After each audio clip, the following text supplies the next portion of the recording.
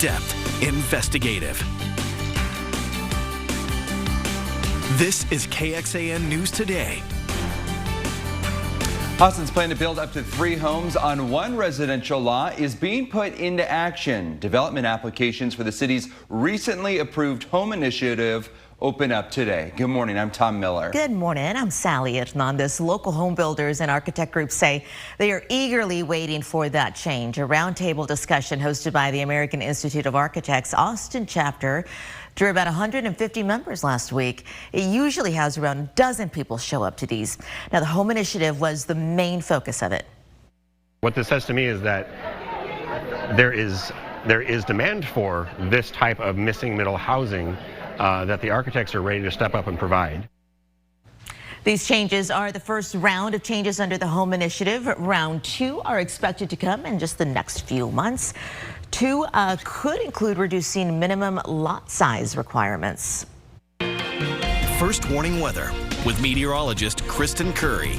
Well, good Monday morning to you. Let's start with a live look outside, taking up to North Austin. This is our Indeed domain camera. You can see some of those clouds hanging up top. Mostly cloudy skies is how we'll start the day. We're going to get in some sunshine, though, and fewer clouds getting into the later part of the afternoon. Temperatures in those 50s for most of us at this hour. 54 in Austin, 53 Bastrop. Same thing, Marble Falls. One exception there, we've got Fredericksburg coming in at 49. Visibility looks fantastic across Central Texas. I don't think we'll have any sort of fog problems this morning. That's the good news. So weather-wise, your morning drive looks good. Later today, we're talking a high of 64 degrees, decreasing clouds, allowing for more sunshine. Still a little bit of a wind, though. Breezy conditions, especially this morning. Those north-northwest winds are still about 10 to 20 miles per hour, gusting to 25 miles per hour, but even those will slowly relax heading into this evening. Coming up in your first morning forecast, we are warmer through the week. Temperatures climbing just a few degrees each day. We've got a dry stretch here through the middle of the week, but rain coming in on the back end of the 7-day. We'll talk more about it here in your first morning forecast. Thank you so much, Kristen. The jury that will decide whether a 26-year-old Austin man is guilty of murder is being picked this morning. In 2022, 26-year-old Gavin Roberts was charged with a Halloween night murder. Yeah, he is accused of killing 34-year-old Justin Hayden and burying his body near Georgetown in 2022. And he's also charged with tampering with the corpse. Police say Hayden was last seen with Gavin Roberts at his apartment near the Domain. That's up in North Austin. An initial interview after Hayden's disappearance, Roberts told police that he didn't know where Hayden was, according to investigators. But after Roberts was arrested in Colorado by U.S. Marshals, he was questioned again by Austin police. Police say Roberts then told officers where Hayden's body was buried and that the two got into an argument that night. Police add that he said Hayden grabbed a kitchen knife while the two were arguing, and police say Roberts told them he then grabbed that knife and used it to stab Hayden. Also this morning, the U.S. and our allies launched a barrage of strikes over the weekend in the Middle East, and last night saw defensive strikes in Yemen. On Friday, the U.S. launched the first retaliatory strikes for the killing of 3 American soldiers in Jordan last weekend. That attack targeted 85 sites in Iraq and Syria. NBC's Keir Simmons reports from Iraq. Good morning. Hey there, good morning to you. Secretary of State Blinken back in the region trying to push for a ceasefire in Gaza, even as the National Security Advisor tells Kristen Welker on Meet the Press that he would not rule out striking Iran in Iran. Meanwhile, Iran with a blistering warning in a new video telling America not to target a ship many experts believe is a spy ship in the Red Sea off the coast of Yemen. I'll have all the latest coming up on Today. Thank you, Keir. If you are hoping to vote in next month's primary, you're running out of time to make sure you're registered. That deadline is today, and if you aren't sure whether you're registered to vote or if you still need to register, we have a helpful tip on our website with all that info at KXAN.com. Okay, concerns are growing over how artificially generated deep fakes could affect the 2024 election. In January, an AI-generated robocall pretending to be President Biden appeared to encourage New Hampshire voters to skip the election. Some AI deepfakes are shockingly realistic. The Federal Cybersecurity and Infrastructure Security Agency released a study on this, showing how artificial intelligence could be used to create harmful deepfake audio, video, photos, and text. And this content could rapidly spread false information on social media or even be used to breach security measures. Zelly Martin, a graduate research assistant over at the University of Texas here, says that people need to be extra cautious. If it seems maybe a little too good, I would say to double check and look for it elsewhere before going on and spreading that information amongst your family and friends. You know, Texas passed a law banning deepfake videos published within 30 days of an election, but otherwise, it's on you, the voter, to distinguish the fact from fiction. Students in the Austin area are gathering today in protest of the I-35 expansion project. That's a project that aims to improve I-35 as it cuts through Austin. Rethink I-35 is a student-run organization out of the University of Texas, and the group says it is growing concerned about the future of sustainability and equitability in Austin. It opposes the I-35 expansion and is asking TxDOT to reconsider its current plan. The group is walking this afternoon from the UT campus to TxDOT's headquarters. That's in downtown Austin. The continued cleanup after parts of California dealing with flooding and mudslides from a winter storm. And the countdown to the Super Bowl is on, less than a week now. Which teams are waking up in Vegas this morning?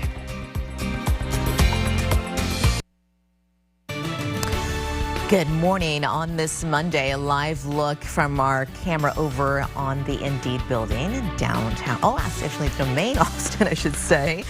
Further north from downtown Austin. We're going to check in with Kristen for the latest on your weather coming up in just the next few minutes. But further up north from Domain area, a 19-year-old woman who went missing over the weekend in Cedar Park is back home. And the Cedar Park Police Department says that this woman left her home near East Park Street and Gupton Way Drive early Saturday morning.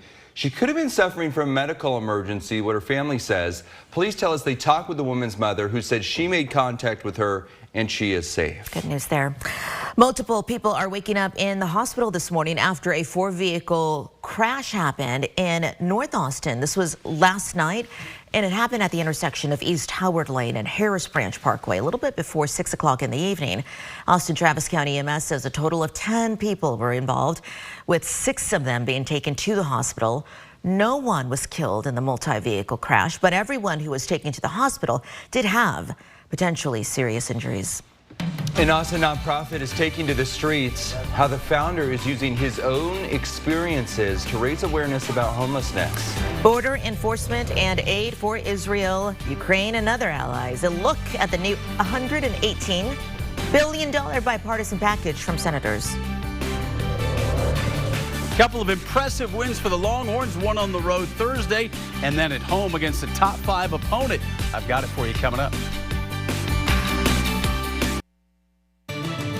Hey, good morning. This is a live look outside. Dark and early for you here on a Monday morning. It is the 5th of January. Live look from the Domain in North Austin. There is an Austin man who wants to make life for those living without homes a little bit easier. Every weekend, volunteers from the nonprofit We Can Now pass out healthy food and other essentials to homeless people in Austin. KXAN Sam Stark met up with the founder to hear how his own experience has fueled his passion to help others. There you go, bro. Yes, sir. Anthony Jackson knows what it's like to experience homelessness. He said faith, praying, and confidence helped him get out. You know, keeping myself up and just taking it day by day, and just getting out looking for all the resources that I could. And, you know, eventually I ended up making it, getting a job, saving enough to get an apartment, things like that. A native Austinite, he's doing what he can to help others in need. So I just really wanted to create a solution, give back to my city, not be a complainer, and just, you know, help with some of the work out here in the city. We Can Now goes to East Austin every Sunday with healthy food, clothes, and other essentials. But on Sunday, Jackson and other volunteers wanted to do even more. What that means is we're going to be out here sleeping from 4 p.m. today till 6 a.m. tomorrow morning. And that's important because we just want to stand in solidarity with them, let them know that there's people in the community that really care. Jackson's work has inspired others to get involved. David Gatchell, his wife, and 2 kids come to this spot on Sundays to pass out warm clothes. Yeah, we're supporting Anthony. We I love the way he does it, right? It's very down to earth, very, person to person, and I appreciate that. My kids love doing it as much as I do, and they look forward to, Sunday afternoons every weekend. That's kind of the high point. Jackson is here to support those experiencing homelessness, but he also wants to educate those fortunate enough to have a place to sleep every night. I also want to show the community and give them a up-close look on what it's like to be human and sleeping outside in these conditions, so they can just get a little more understanding about what it's like to endure being homeless. In Austin, Sam Stark, KXAN News. Going in depth here, data from a recent Harvard University study shows more than 650,000 people across the U.S. were homeless in January 2023. Here in Texas, more than 27,000 people were without a home, and that is a 12% increase from 2022, according to the U.S. Department of Housing and Urban Development. But here in Texas, the thing is, there are efforts to reduce the amount of people experiencing homelessness. Senator John Cornyn says several recipients in Austin were awarded federal grants totaling more than $14 million, which will go towards housing assistance and support services for individuals, families, minors, and domestic violence survivors, all those experiencing homelessness. Well, a state of emergency has been issued for parts of California as a winter storm fueled by an atmospheric river continues to bring heavy rain and snow to parts of the state. Strong winds and torrential rain caused power failures, mudslides, and street closures. Wind gusts in some areas even exceeding over 80 miles per hour, downing trees and power lines. Some trees also falling on houses, causing extensive damage.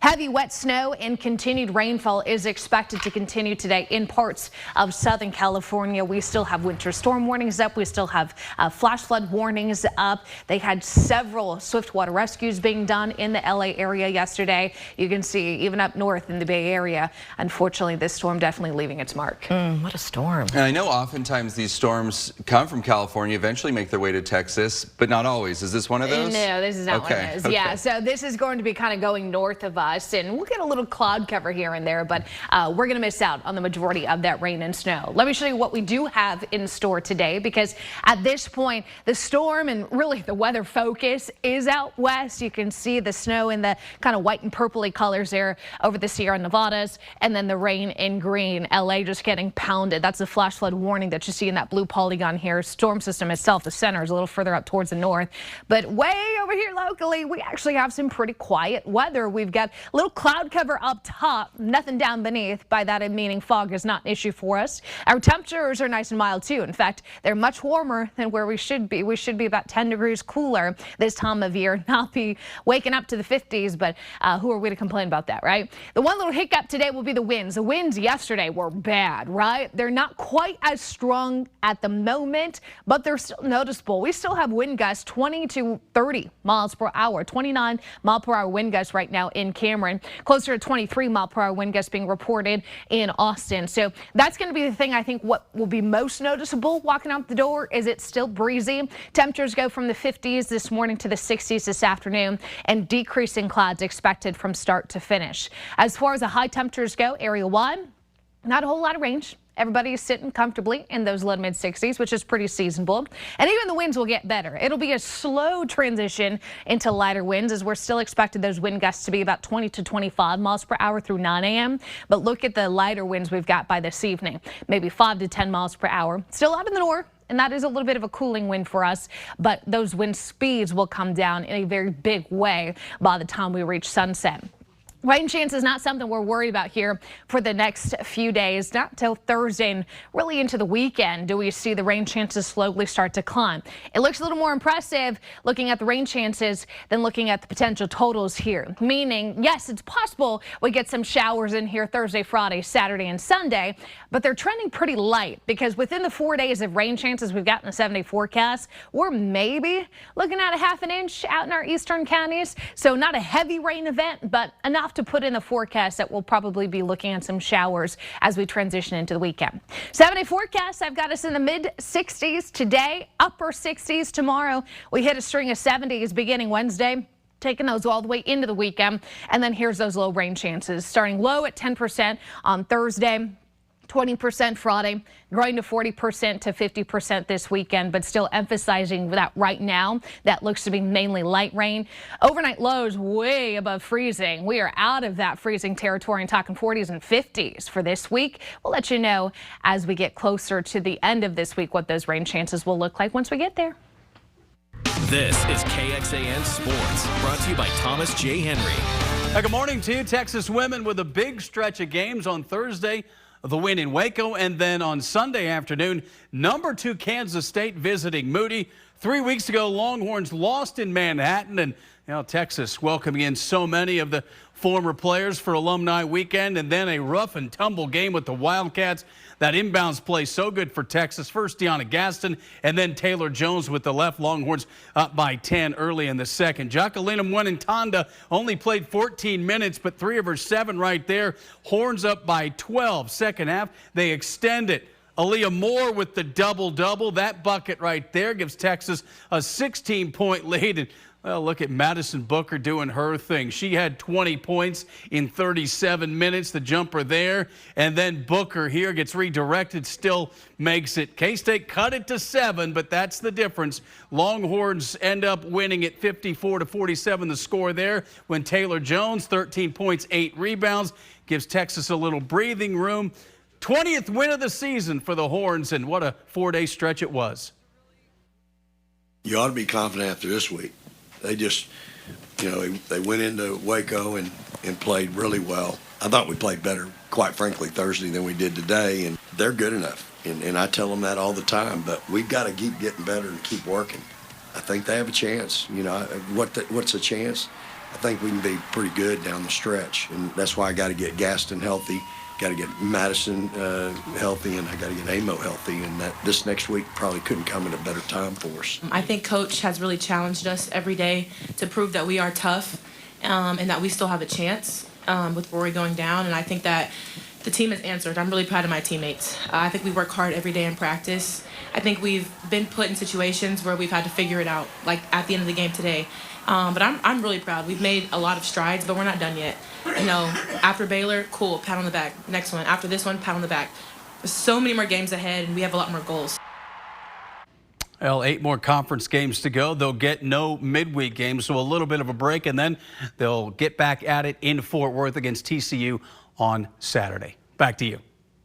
And the Super Bowl is officially underway, the week of it, with the Kansas City Chiefs and San Francisco 49ers waking up in Vegas this morning. Yeah, not a bad spot to be waking up. The Chiefs and Niners set to battle for the Lombardi Trophy at Allegiant Stadium this Sunday. It's where the first Super Bowl will ever be played in Vegas. While much of the attention on the matchup between the Chiefs and Niners, understandably, viewers can also expect a star-studded performance. We're going to have Usher, Reba McEntire, Post Malone, and Andra Day. But it's not just the players gearing up for the game. The cheerleaders for the 49ers, known as the Gold Rush, are also getting ready to bring their spirit to Las Vegas. But as today is going to show you later on this morning, these women are more than used to a different field. And that's because when they put down their pom-poms between the games, they're picking up full-time careers in finance, academia, science, just to name a few. It's a contrast that Kelly, a Gold Rush member and neuroscientist, describes as pretty unique. It is really incredible just to have that energy of game day and finding out we're going to the Super Bowl, and then to be at work at 8 a.m. the next morning just ready to go like nothing happened. It's just unlike anything. That is so cool. I had this morning on the Today Show, the #1 rule the members of the Gold Rush rely on as they juggle their careers with cheerleading. And we now have an answer to which American city is going to host the FIFA 2026 World Cup final.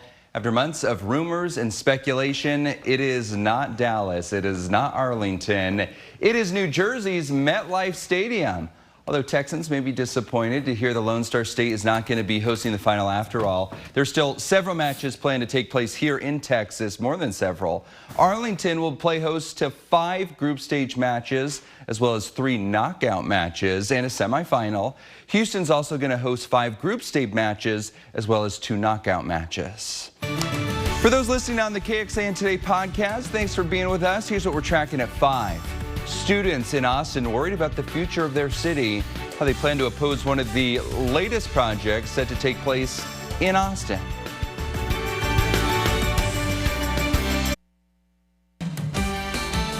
in-depth, investigative. This is KXAN News Today. Good morning. You may see a group of University of Texas students walking through downtown Austin. It's part of a peaceful protest to the I-35 expansion project. This group of students are expected to march from UT's campus down to the Department of Transportation's headquarters on 11th Street. And that's where KXAN's Dylan McKim is joining us this morning. I know, Dylan, you talked with one of the organizers of that protest, and you are live downtown now ahead of this event. What can we expect later on this morning? Hey, good morning, guys. Yeah, the students that are organizing this tell me that they have some anxiety over the environmental and cultural impacts this project could have here in Austin. Now, this protest is organized by Rethink I-35, a grassroots movement here that's fighting the expansion project. Rethink I-35, it's part of a lawsuit against the Texas Department of Transportation to stop the project. They argue the expansion will bring more vehicles into the area, causing greater pollution, and the project will displace homes and businesses. To our generation, who has just seen the environment just constantly just take hit after hit from things like human creation, like highways, we don't really have faith that if they say it's not going to have any impact, we know there's going to be impact. Now, TxDOT's plan is to widen 8 miles of the interstate from 290 East down to Highway 71. That includes removing the upper decks near downtown and lowering the highway. The project is set to begin later this year. Now, TxDOT's executive director